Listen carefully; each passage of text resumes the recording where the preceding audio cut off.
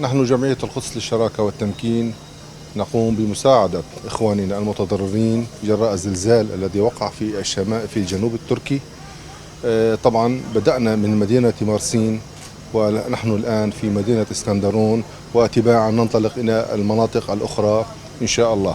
طبعا نحن الآن في مطبخ من المطابخ التي نقوم من خلاله تجهيز هذه وجبات الغداء أو الطعام لحوالي 6000 عائلة يوميا، أو 6000 وجبة يومية نقدمها لهؤلاء المتضررين.